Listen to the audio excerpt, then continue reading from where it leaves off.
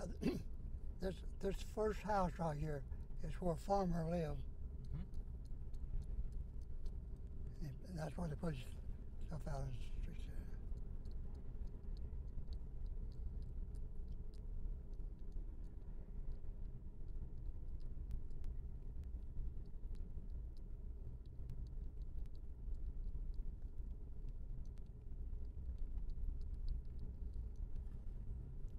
That old building over here? That is an old one. Yeah, that used to be what's called the community building. And I believe that the Flint company put that up, but later sold it to an individual. And they had the upstairs, they had the community meetings of different kinds, and downstairs they had barber shop, showers, and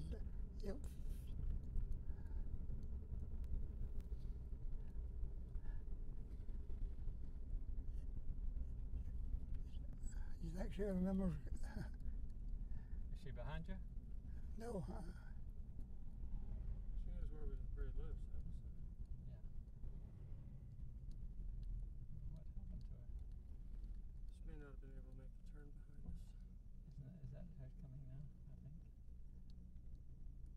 No, it isn't.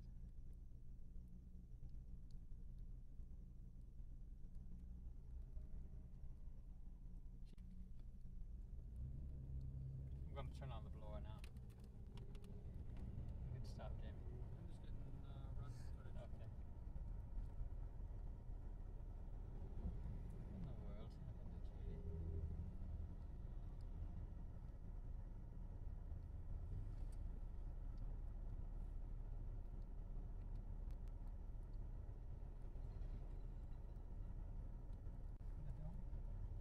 I don't spot her now. I don't think that gray car behind us, is it? Yes. No, that's another one. I don't see her. But she's got your address. She'll find you.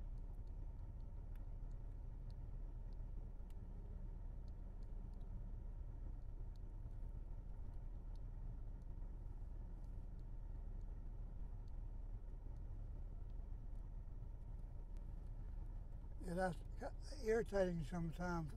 I've went down to see what is this friend that you met in Florida, Yeah. and so when I went in, I couldn't remember what street he lived on, so I had to go to a service station and call him. So he came out and picked me up in the car and took off. And he's the type that would pay attention to lights and things like that. And curves, you know. Yeah.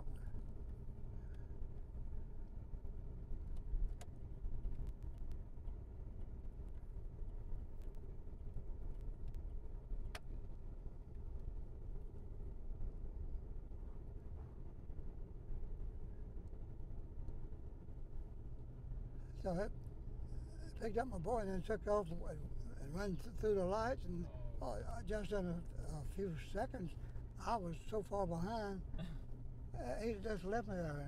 Oh, yes. And the lights changed. So I just pulled over and parked again and waited. I figured he'll come back. And later did come back. Wonder what happened. I said, well, you left me. Speed.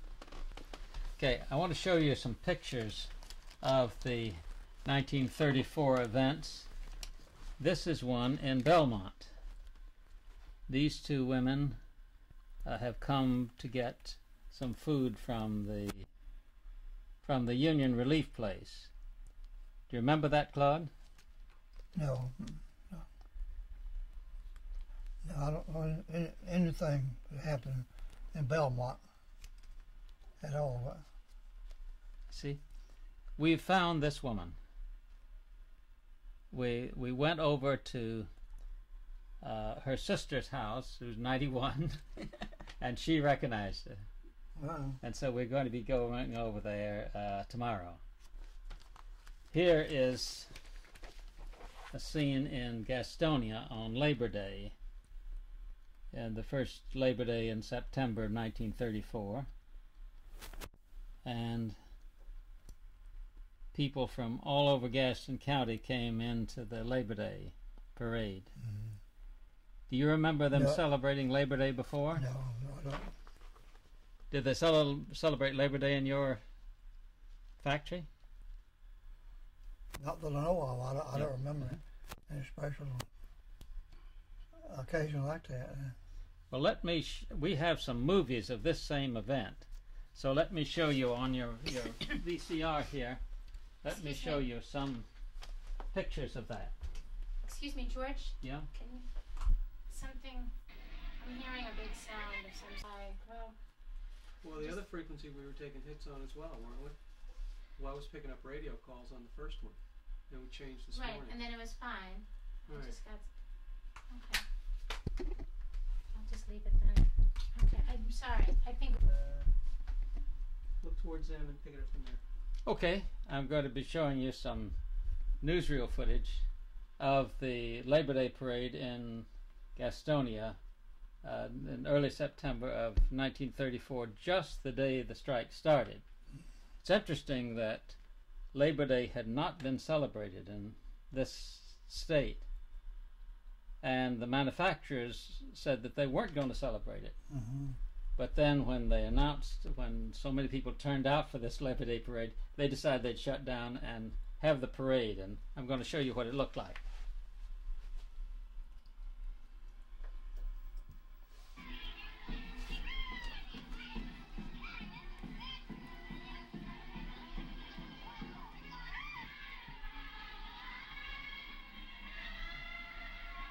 Let me take it back there so that you can see how it begins. Funny to see them moving back like that. Yeah. Here we go. All right.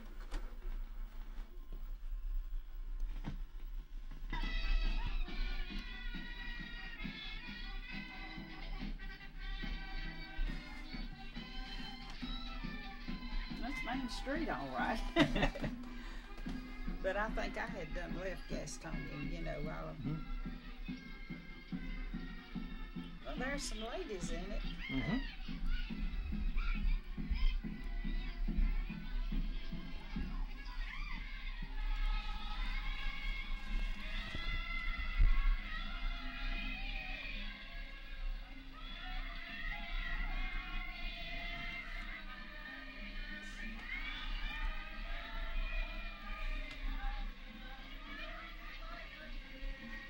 I Did shall you- not be moved, is what they're Did you saying. recognize what they were singing, Claude?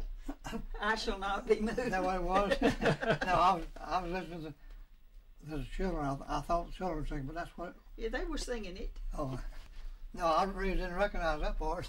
I should have though. Now, I believe you said that was what they sang on the picket line. Yeah, I shall not be moved, Okay. and they will forget it. But you was moved. Well,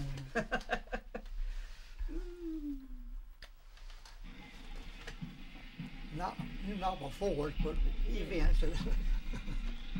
That's their marching from one place to another. Yeah, that must have been the one I followed that Yeah. morning. The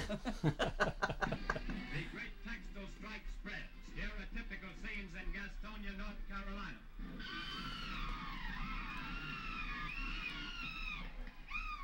With the total on strike nearing 500,000, over 200,000 are out in the southern states where already lives have been lost and many wounded.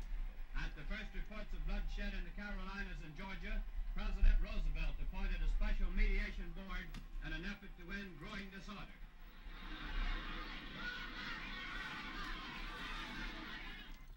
Did you notice that scene there, Claude? It probably looked a bit like you people picketing your own factory. Would you like to see that again? Yeah. Okay. Let's see if we can get that back. As help.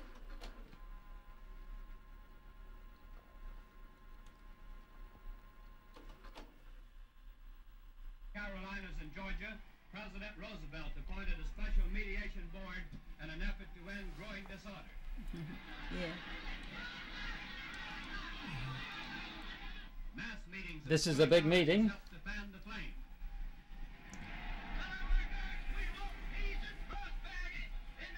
I believe you said that was Henson, didn't you? Yeah, that's right. But he don't look like the way I remember him. Lie idle in Lowell, Massachusetts with the And workers this is crowding stuff that now in New England, where they were also striking, you see. Oh, police You see, and guards. you can recognize that those are not in Gastonia. Where over 100,000 have quit their looms. Frequent So, clashes with troublemakers throw and him scores out, of arrests didn't he? marked the walkout. Yeah, he got him arrested on. The crisis was growing graver as these films were issued, but federal intervention brought hope of restored peace. Now we're going to see some of those scenes again, long, because we have both what was actually used in the new reel and what they saved. So here it goes again.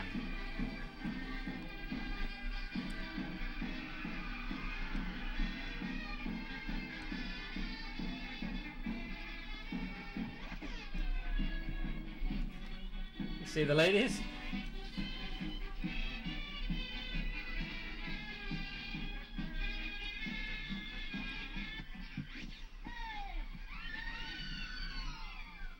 Remember when ladies wore all those hats? Oh, yeah.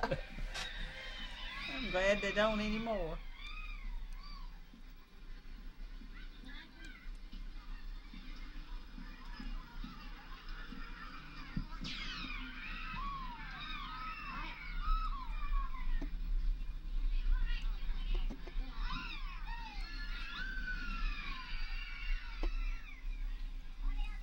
George, you might want to point out the signs of the locals.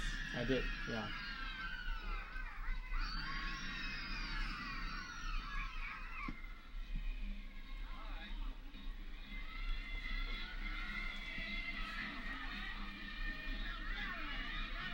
What does that say? Land. Labor Day observance.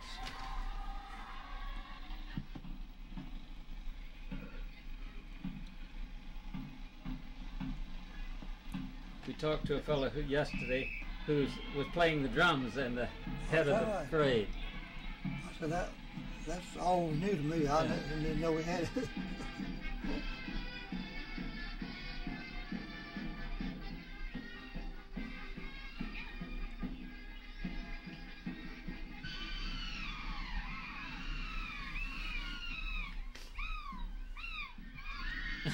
Good show, man. You see the locals? Yeah. 2121. The women on the picket lines. This is more from New England. Looks like the officers kind of busy there. The Yeah. officers are pulling, or somebody is pulling out. Now this is out in front of the mill there.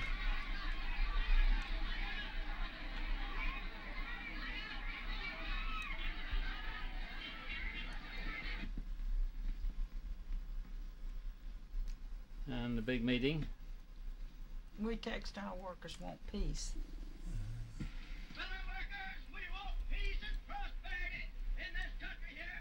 That's what we're fighting for, and that's what we're gonna have. Peace and prosperity in this country, and that's what we're going to have. We'll see a little bit more of that in just a moment. George, Mm-hmm. Mrs. Helton said that she was following the workers at Parkdale, and that was Parkdale, so you just might want to remind her. Mm-hmm. Okay.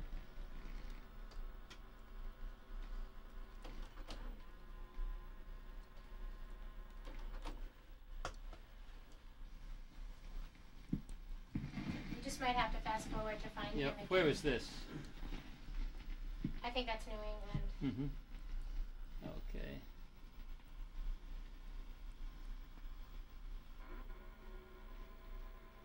Yeah, that's New England. Yeah.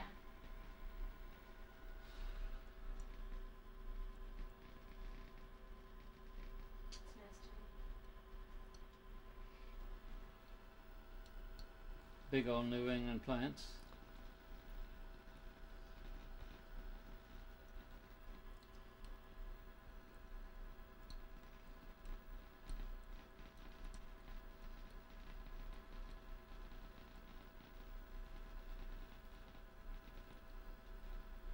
See what a big strike it was all over the country.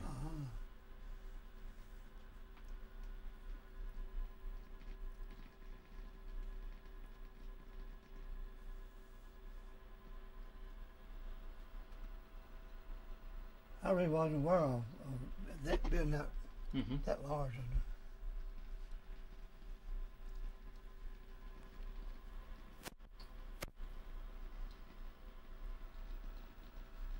Well, I went down to a little town called Saxapaw down on the river below Burlington. Went to work, so I missed all that. You know, I worked through it all.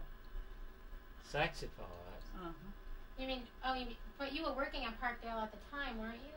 Yeah, But we went down there when they closed down the plant, and they went to having all this trouble. Okay, well, we might really want to get that. No, this is New England takes place when state troopers tried This to is New destroy England. 600 pickets. The rioting occurred as President Roosevelt's Board of Inquiry That's was happening. issuing an optimistic This is in New England. conference with the head of the mill owners organization. so Well, they had trouble there then. they had a lot of trouble there. Yes. You know what, George? Yeah. What we might want to do is rewind to before Okay, where we all were. right, It might be that he was there, Yes. because Where? before, all the parades and all that Mhm. stuff, it could be that he was there. He was there. Yeah, it could be earlier. I'm just suggesting Oh, that you we mean might. Yeah.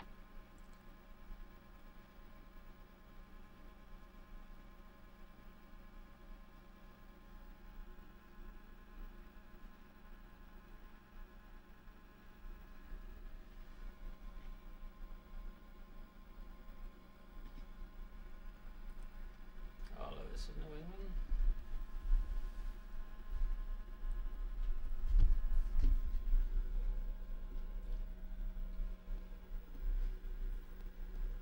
So you think it's ahead of the Where we started. Okay, right.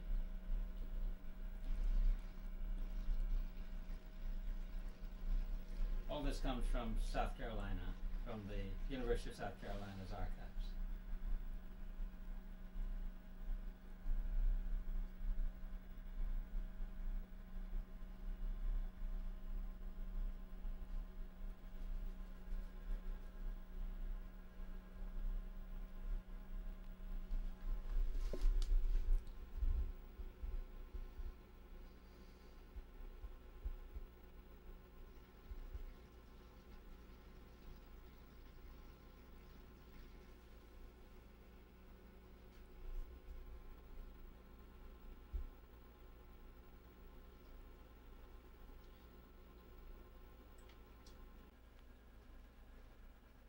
Dad, could you just let all the That's the flying squadron coming on in.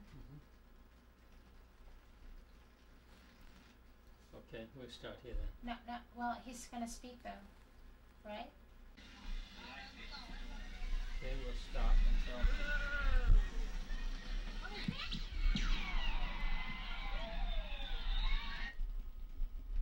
Okay, now. whenever you're ready. Okay, now what I'm going to be showing you is some more footage of things around Gastonia.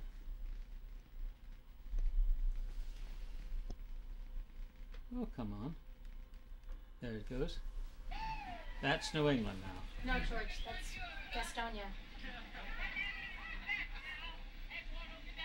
Then I better back up. It's all Main Street. I didn't realize it this.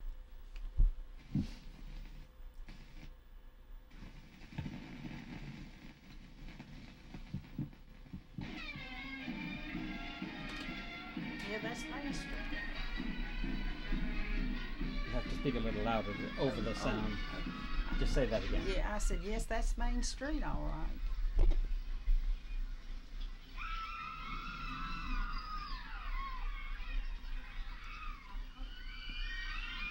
How far did you live from Main Street? I lived in West Gastonia, about halfway from East Gastonia and West Gastonia. you were following this group of people around during the day? On the first day they came up to Parkdale to close it down, I was curious. So I didn't know what was going on really, but I just followed them around to see what was going to happen. Maybe you know some of these people, Claude.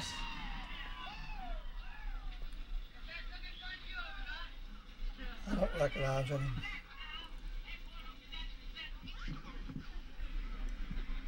Now, this is Albert Henson speaking at the Parkdale Mill. Ladies and gentlemen, and fellow workers, and the laboring people at the Parkdale Mill. We come over here this morning to help you get a better condition with us at the Small Manufacturing Company, which is the same, one of the same chain of mills as the Parkdale. There's a few of you people here that belongs to this organization, and we want you to join and set you up a union local here. I know you can have a good union local. We just talked with the superintendent. He first wanted us to wait till 2 o'clock to stop off. I come out here and put it to a vote, and the people voted 100% to stop off now. Then the cameraman changes his angle and he waits until He gets I went back.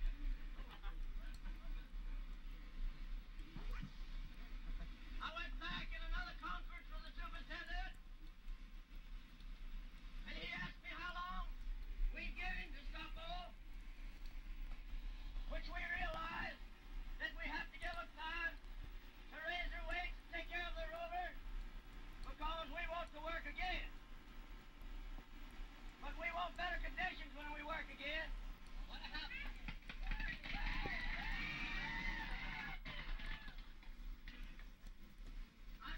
I told him we'd give him time to take the weight off of his roller, that we didn't want to injure us.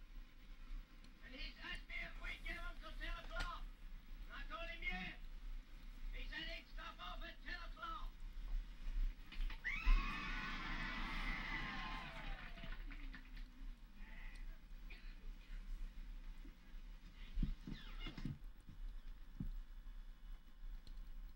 Do you recognize that water tower? No. It's a double one. I don't know who that is.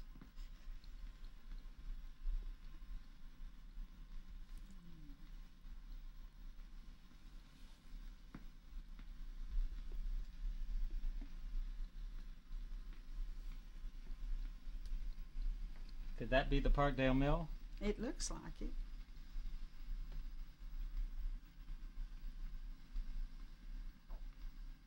It's changed so now, you know, you kind of forget. Sure.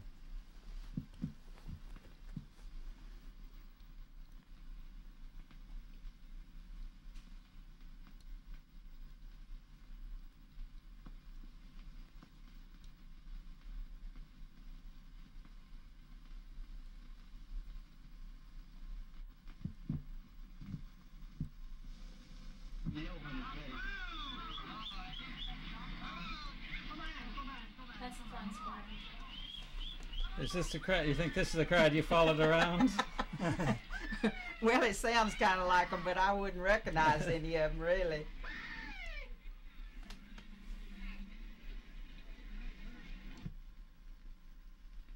Yeah, that's Firestone. That's building. Firestone there.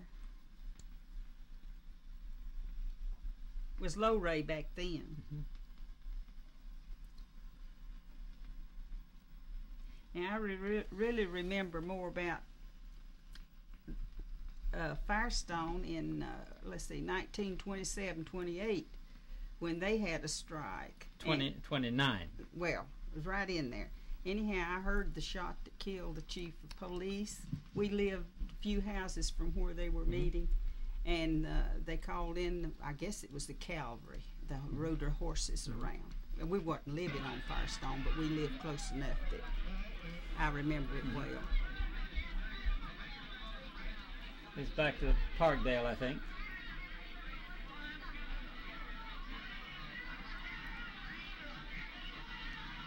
Claude, is that the kind of feeling that you had that day? Yeah, it was fun. It was an awful feeling, but we're not. We didn't have any opposition on anybody out there that was calling us bad names or anything like that. They just,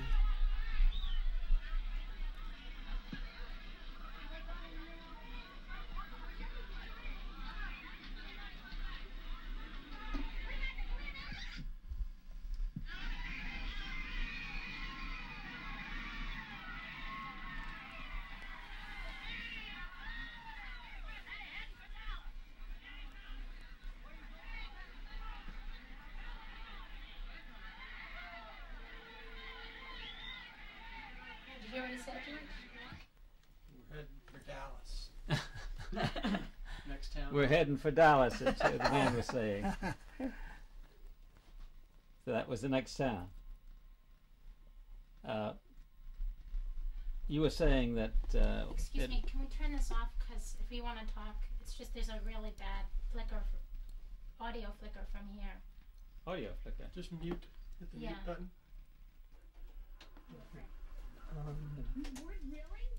Oh, it's for that. I'm sorry. No problem. Just have to hit the top. Just cut it off for the time being.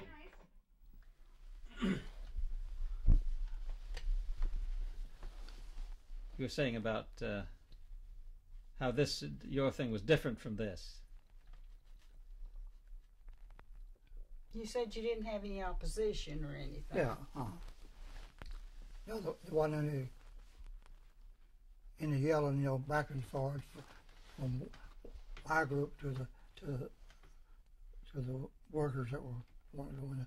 There wasn't any quarreling or fussing between our group. It's real quiet.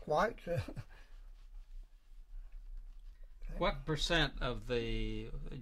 proportion of the people in the mill were on strike, do you think?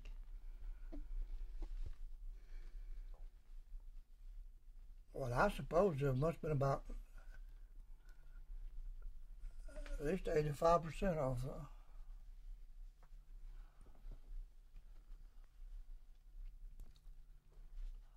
I feel like that the average worker back then, now this is just a personal opinion, we weren't too educated. And the first time anybody come in, really a leader and get out here and let's go, and they followed. Just like sheep follow. That was my opinion. Where today it's much more organized and the details and all. Well, these people came in and told them, well, we're going to get you shorter hours, we're going to get you more money and all this, and they believed it. Claude has been explaining how he felt about it. yeah. You want me to do it? Yes. Yeah. Well, I really wasn't concerned much about the conditions of the people at that time. What I was concerned about that more people would be put to work if we followed that 6-hour read his speeches, and that really sounded good to me. I was impressed with that. There would be 4 shifts, and that would put lots more people to work. And I guess that's the main thing that I was impressed with. And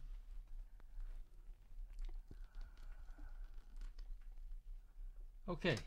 Mabel was saying that she knew about the 29 strike, and we have the audio on, so we might want to talk a little bit about that. About What? what? About the 29 the shot strike. that you heard. Oh, well, I was just a child, at that time, but we lived close enough, and it just impressed me, really, and I just... Sorry, you have to, as though we never didn't know the story at all.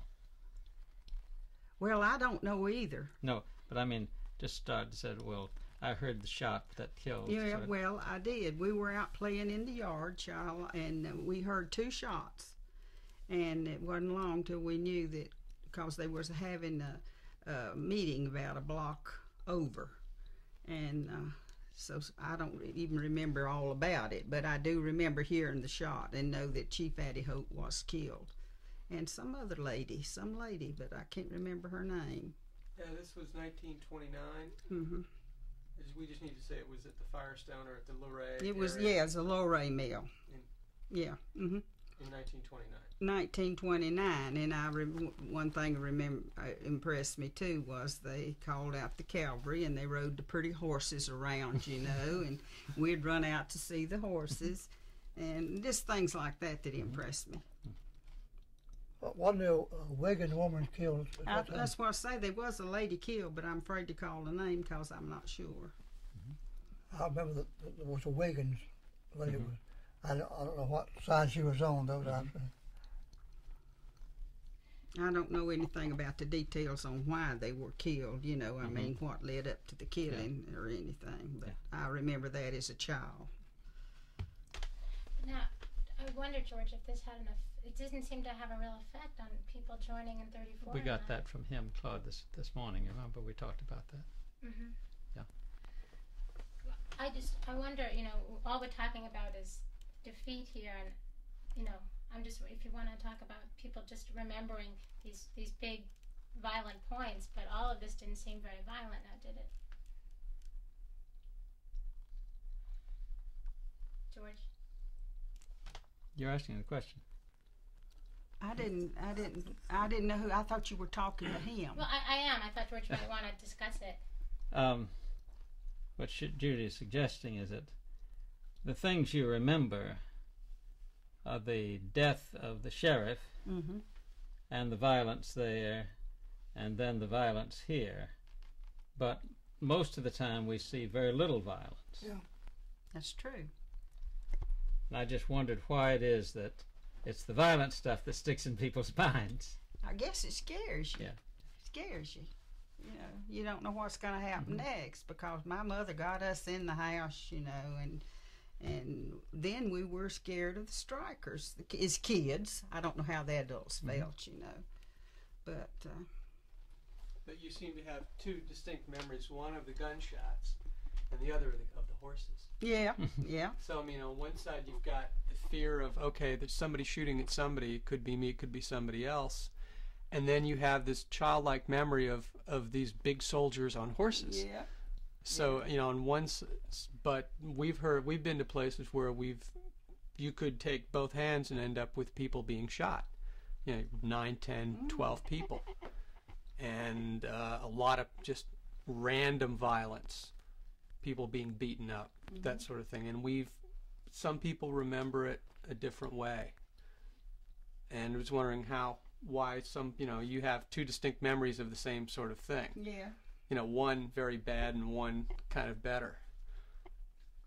Well, I don't know about that. The only thing I remember about about the horses and all, it just impressed me, you know, when they come riding down, because we lived, the railroad was between us and Firestone, and they'd come down, and those pretty horses and come down the railroad bank and all, you know, and it just impressed me.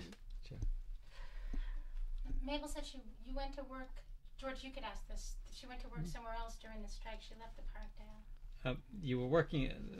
I was working at Parkdale, and I had married, and so my husband had a sister at Saxipol down below Burlington, and so she said, "Come on down, we need help." So we wasn't keeping house or anything, so we just lit out down there, packed and worked through the whole thing.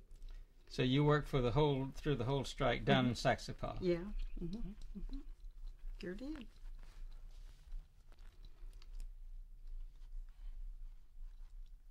I was just glad to be working, you know. I didn't see how I could be out tromping the road. And I've heard some of the men, Claude's age or older, laugh about, they told them they was going to beat them.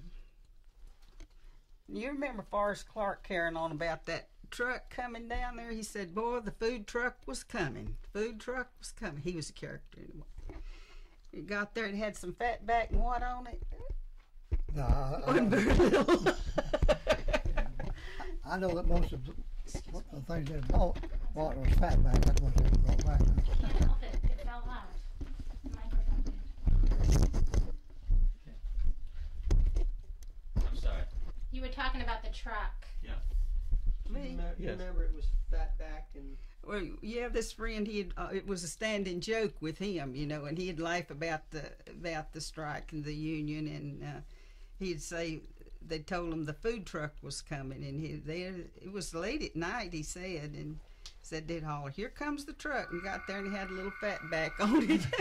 Excuse me, y'all can just go on without me. Okay. Why don't we just wait a second? Okay. You want to tell about the truck, and then Claude has got something to say. Okay. Well, he said, "Here comes the truck." Give the man's name. Oh, Forrest Clark. He was a jokester. He always had something to say. He's not living now, but he'd always go on about the food truck was coming. The food truck was coming. And when they got there, they had a little bit of fat back and a few pinto beans or something like that. It was he'd just make a big deal out of it. Well, I just started to say that all during that time was no violence on anybody's part that I know about now. Mm-hmm. So it was a peaceful strike. we've had some people who we met who were locked up by the guard and down in Georgia who said they hadn't eaten that good in a long time because they had locked up down in Noonan and around Hogansville. They had locked up some people, arrested them, put them in sort of a holding pen, and they had to feed them. And some of these people said they hadn't eaten that well in a long time, and they said, if this is the way it'd be, I'll keep me.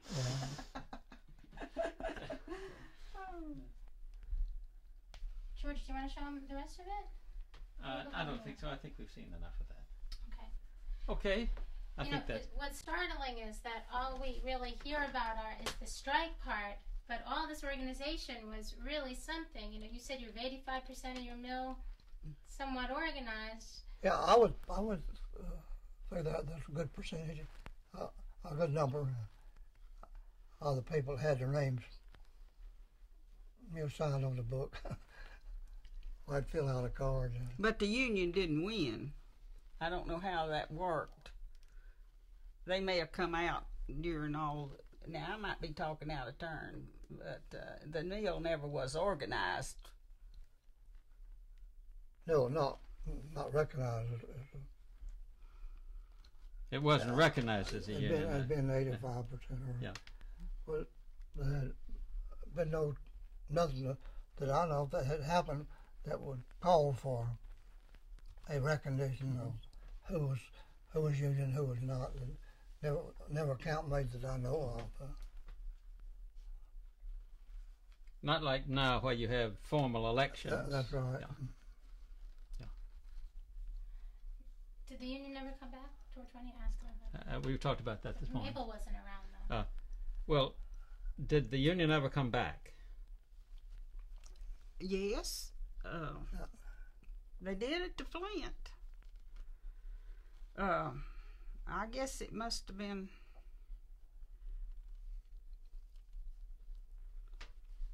about 44, 45, or it might have been after the war. I don't know. But anyhow, I know they come back and tried to organize, and they lost. I don't remember just exactly what year it was. And, Well, there's no revival at the Groves. I know of that. the reason I remember it so well was I was sick, and they wanted to send the ambulance out there to get me to vote, you know. I said, no way. How would you have voted? Well, I don't think I'd have voted for it. Mm-hmm. And I know my husband, he was kind of quiet too, and they was really pressuring him. I said, well, you don't have to say yay and nay when you go in there and vote the way you want to. Mm-hmm. Because I don't know, they just never did prove to me. Mm-hmm. Of course, I know that that if we hadn't had unions somewhere, we wouldn't have been where we are today in the workplace. I realize that, and I just never did vote for one. Could you explain what you mean by that? Why I didn't vote for one? No. Why do you think that we wouldn't have gotten where we are today if we didn't have unions? Well, I don't think the mill owners and things would have ever let labor progress. You know, we just wouldn't have had the chance if they wasn't afraid of something, backing them a little bit. And so when one got it, the other had to go along with it. It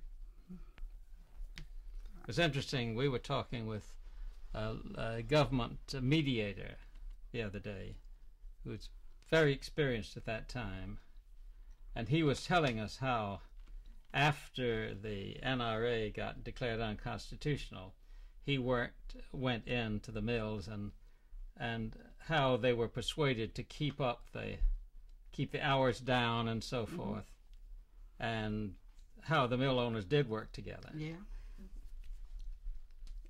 Because one couldn't do it and the other not do it, you know, because they really wasn't that much qualified help, you know. So. Now, how did you know what was happening in the other mills? Well, we didn't really know, you know, management just handled that, but, you know, it was a close community and people wasn't out going and sitting in front of TVs and all that, and so you just knew what was going on, and in the Gazette always kept up on everything and kept you informed. But say if a mill in South Carolina paid a little more money, how would the word get back here?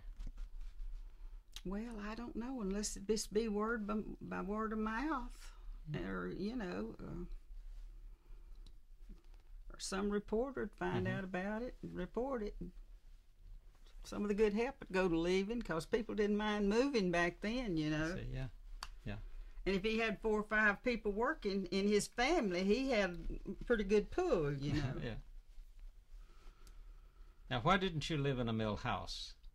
Well, at that time, as well as I can remember, they wanted more than one person, and my mother was the breadwinner in our family, and she was a good worker, but they never would let her just have a mill house, so we rented the house all the time. Because she was the only person in the family who worked till I went to work, and I was the oldest. Yeah. And you never got a mill house then? Never. Well, we did earlier. My father was an alcoholic, and while he was with the family working some, we lived on Mill Hill. But when Mother had to take it on her own, then she didn't have enough. She had a hard time with 5 kids and having to rent a house. But we made it. That's the reason I went to work. She pulled me out of school. Yeah. And I was so glad. My sister, 10 years younger than me, she says, "You know what I remember?" And I said, "What?" She says, "Mother coming in so thrilled and saying, 'Mabel, Mabel, I got you a job.'"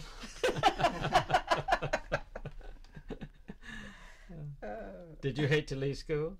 Well, in a way I did, but I went to night school and done different things, you know, and at that time it was more important for the payday, and I knew it, so it didn't bother me that much. It didn't bother me that much. Do you remember what your first week's pay was? $7.20 for 12 hours a day, and I think it's about 6 hours on Saturday. So it's 5. I mean, it's 11 hours really. You got an hour for dinner from 6 to 6 with an hour from 5.5 day a week. $7.20. Now you said that you felt that unions have changed things for us today, even so far as we've had some people say that because of the union, a lot of their employers gave them a lot of things just to keep the union out. We've had some people at Pepperell down in Alabama who said, well, we've got what they have in a union plant because they just don't want a union, but they'll give us the health insurance, they'll give us vacation plans, that sort of thing. Now, do you feel that that's because of other unions coming in? Well, I feel like it is, because even in the later years in working for Burlington, I was in the IE department, and naturally I associated with everybody in the plant. And in our meetings, I was told, this thing, we give you the same thing that they've got. And I remember one of the Burlington plants was organized, and one of the instructors was saying, we're giving you a raise, but they're going to fight for theirs. I heard that struck me, Yeah. Yeah, we're giving you a raise, but they're going to fight for theirs. So. Well, some people have told me that the most important thing about having a union is not hours and wages so much as having somebody to speak for you or help you speak with the boss about things like shift assignments and being treated rough by the boss and so forth. Well, that's true too, but the big companies, the wise companies, they set up this system. You can go I refer back to Burlington because that's where I was all these years. But you can go plumb to the top man in Greensboro if you take it step by step. And I have known 2 or 3 that have really won over some injustices. So you just don't know, Primarily, we've had a lot of women tell us that if it wasn't for the union, they felt like they didn't really have anybody. Single women, single mothers. They were worried about, well, nobody's going to look out for me if I'm alone. And we all know that people do things which are not nice or which are not fair. And everybody plays favorites at times.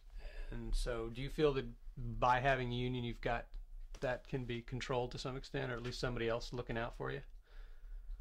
Well, I never, as I say, I never was in the union, but I guess that, like I said, referred back to what I said before,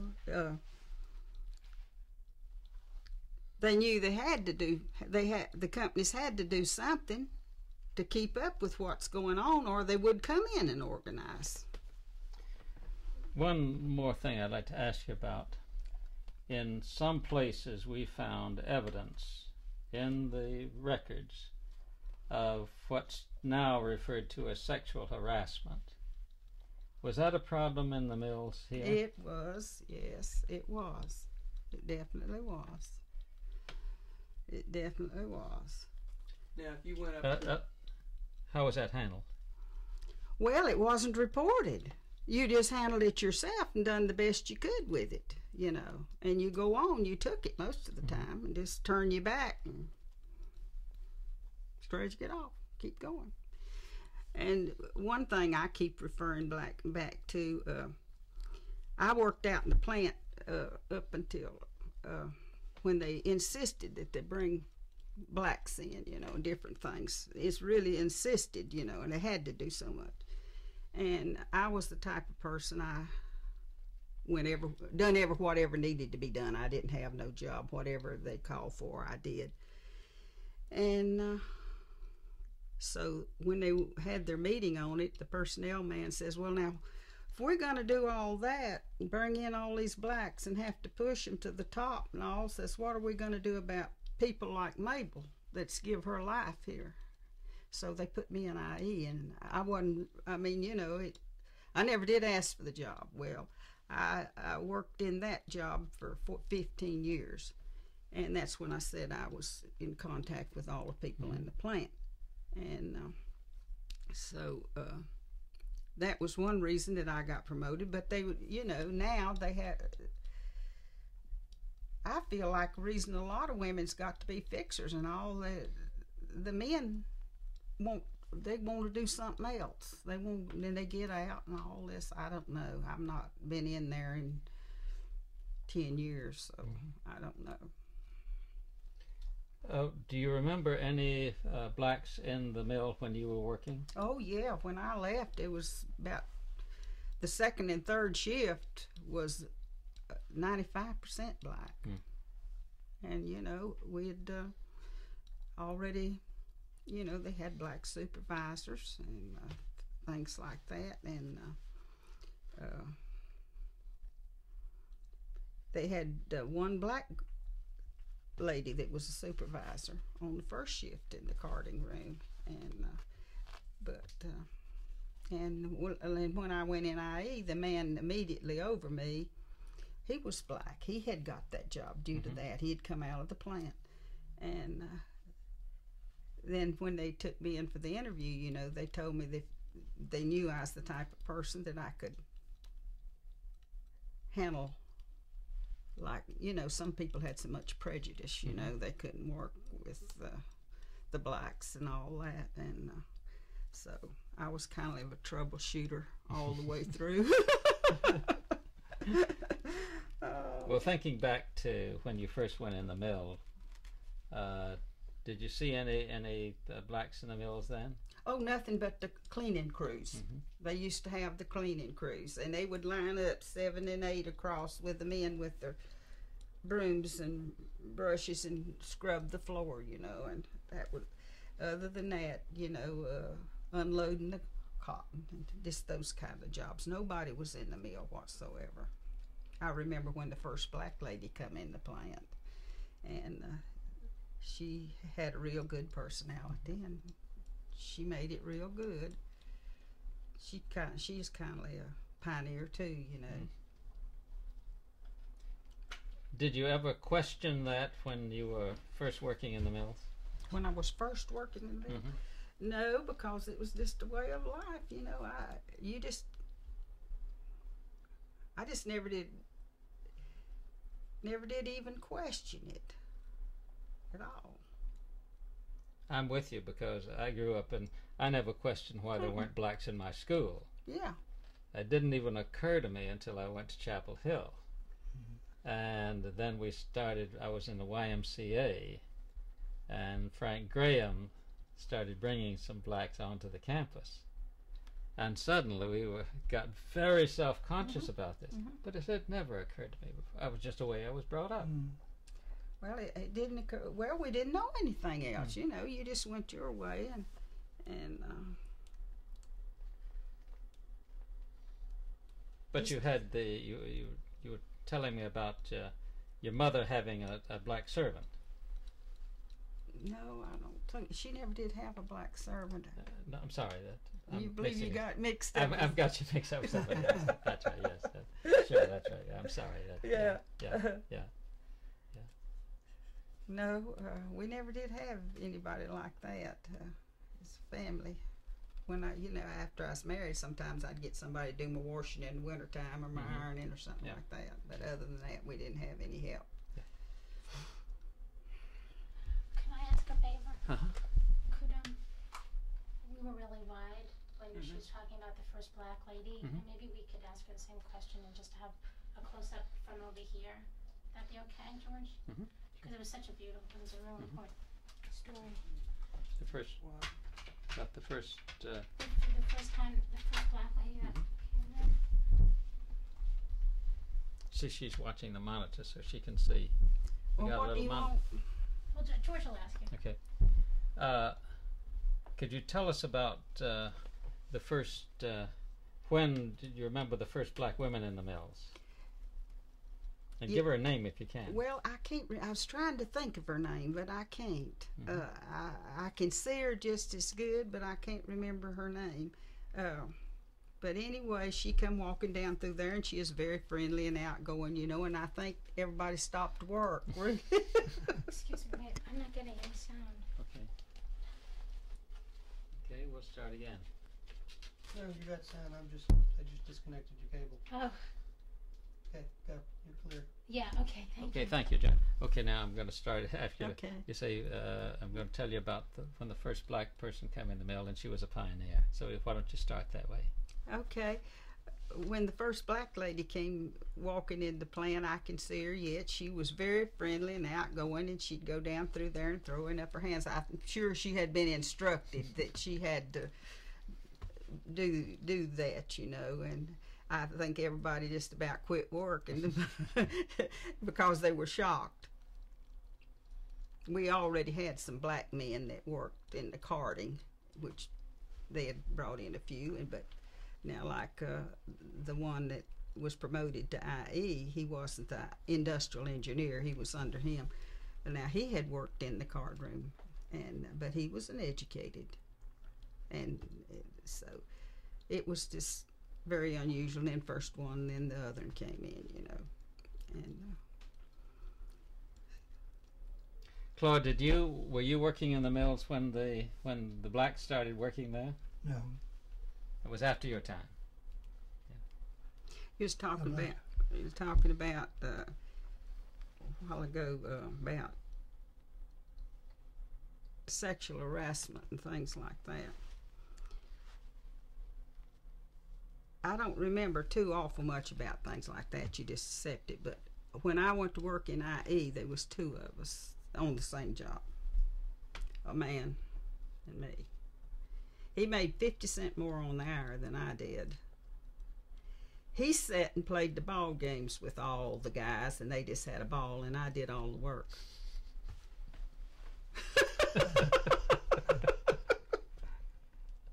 That's the truth. Oh, buddy, just going. No, maybe over here. Oh, dear. But that's a long time ago.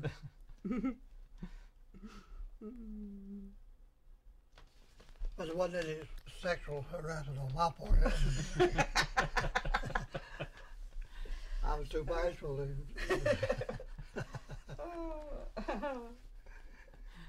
Do you recall any accusations of that when you were working there? No. I believe our mill was with better type people than And he was just always a timid type person. He just wasn't in on any of it. That was it. Oh. One more question. Could you ask him what it's like to see this footage of what they did back then? Okay. All of this that we've been talking about must give you a different feeling of history of the textile. Could you talk about what this means to you, if it does mean anything to you? Well, I don't know that it means anything to me, you know, only I know that in a way they have better working conditions. But other than that, I've been out 10 years, so that's a long time, and things do change. But I'm not against the union or anything, but we just went through the Freightliner strike with my grandson and granddaughter, and he didn't come out. He got and my granddaughter's husband, they didn't any of them come out. He said, I'm going to work, me and my buddy. For he says, I was working for $5.35 an hour when I got this job, and I don't know what they make, 12, 13, somewhere along there. And he says, and I'm not going to strike. And so of course, she works in the office. She had, you know. But anyway, it was real bad because it got kind of rough when they'd go into work. Him and his buddy would get together and go in together. And so I don't know what's right and what's wrong, but I felt like since they were making more money than anybody in Gaston County, why would they strike?